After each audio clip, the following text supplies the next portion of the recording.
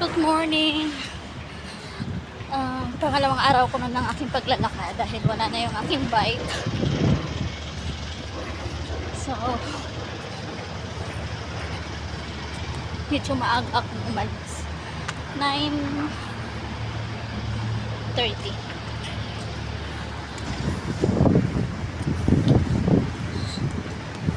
At least ngayon hindi gaanong mainit. Medyo mahangin. Mas mahangin siya ngayon compared kahapon.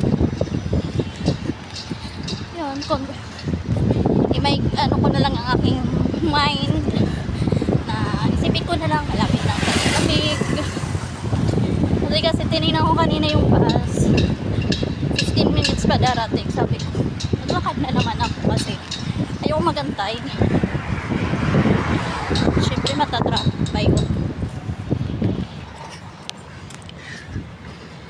Baka yung purpose ng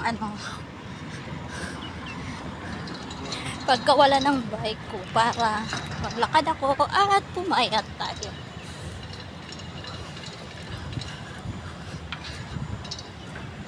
Kasi kabigat na rin ang ating katawan, so kailangan natin maglakad-lakad. Hindi na rin ako kumigising sa umaga pag walking, lalo na ngayon kasi maglalakad na ako papasok. Yun nga lang nakakahingal kasi hindi ako sanay maglakad ng bagal. Hingal ako. Saka mabigat na rin ako eh.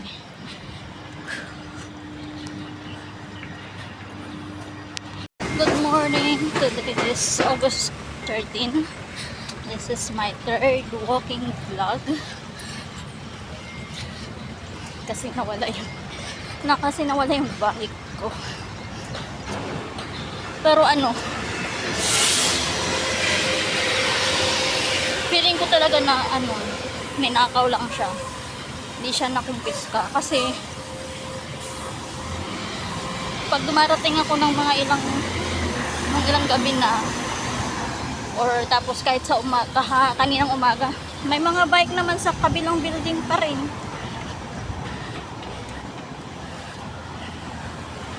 Sabi ko, bakit ako lang?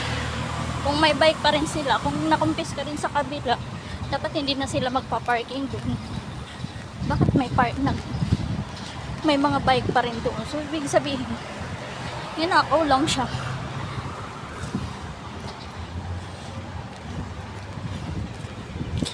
Tapos, nagkikwento din ako yung nakaraang ng isang gabi. Nakatanggap na naman ako ng message na nag-decline yung card ko na may nagtatry mag-transact ng card ko. It is yung dati pang mga 2 years ago, nahack yung account card ko, ATM card ko nahack. So nakuha na ako noon dati ng almost 1,000 dirham, mga 900 something. Pero ako noon, nag-complain sa bank, kaya naibalik yun after 2 months sa akin. Pero ngayon, hindi pa rin nila ako tinatantanan, tinatry pa rin nilang gamitin yung card. So nakaka-receive pa rin ako ng message na nag-decline. So tinatry pa rin nila. Diba? Ayaw nilang magtrabaho ng patas, mga hinampa.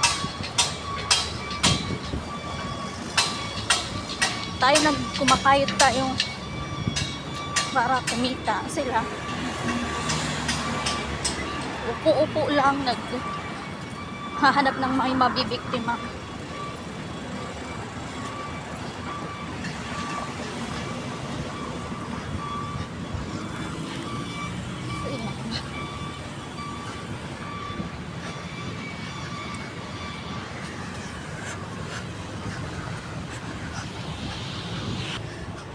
So wala silang mga awa na sa mga binibiktima nila na hindi nila alam yung mga taong binibiktima nila is naghihikahos din.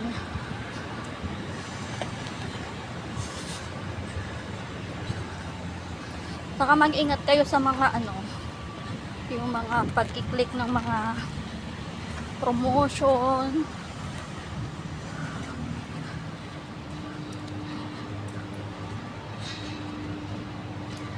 Yung kapatid ng kaibigan ko na-scam din siya or something, di ko alam kung paano.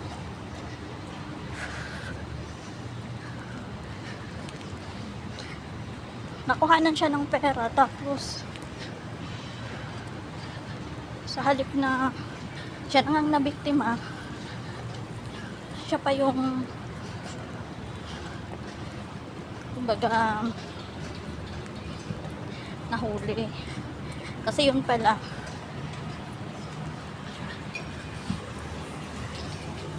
yung pangalan niya, halimbawa biniktima na siya, tapos yung pangalan niya ginamit-gamit doon sa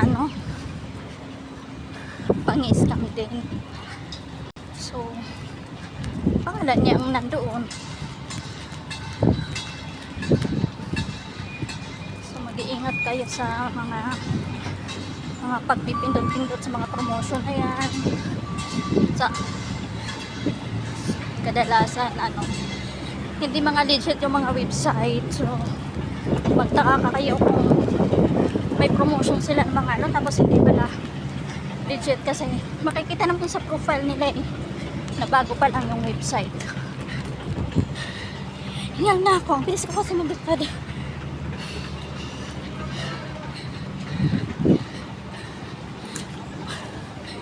Bye. Mamaya na lang ulit. Hingal na ako. Kaya pag dadating ko sa sa paruruunan ko, isang basa ng aking damit. Wait, kuya. Doon saga-saga niya.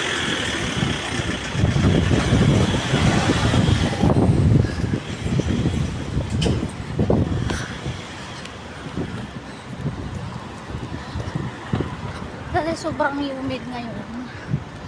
Talagang pagpapawisan ka sa panahon ngayon. Kaya ngayon nagbaon na rin ako ng damit. Ng extrang wow. Lord. Nasa dilim na ako. Sige, bye. Later na lang, late.